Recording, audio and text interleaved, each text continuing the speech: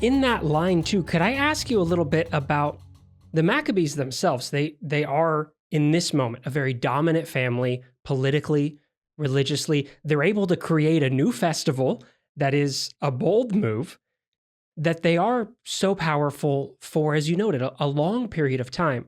But eventually, they themselves become one of these symbols of corruption and overreach, much like the thing they were rebelling against. What is it in their history that leads to that change? Yeah, well, early on, they were very politically astute. Judas, once he takes over, he realizes the Roman Republic's the big power. It's moving into the Middle East. He sends envoys to Rome offering friendship. And the Romans are happy to make a treaty. They don't want to intervene to help them, but the threat of intervention, because they have intervened to stop the Ptolemies from expanding. They don't want the Ptolemy solutions to control all the Middle East. So he plays the powers off one another. And that's what the family did successfully for many generations. When another power's strong, they'd make an alliance. And over time, they say enough of this fiction about us not being kings. We're kings. And it's a case where power begins to corrupt. And over time, they no longer renew their alliances. They think they can manage on their own. They start expanding, fighting wars against their neighbors. It's Seleucid empires in its last days. They start lopping off land, invading other empires, invading across the Jordan. And it starts to weaken them. Mm-hmm. And they have to raise taxes, conscript people in the military, and people begin to look at them as tyrants.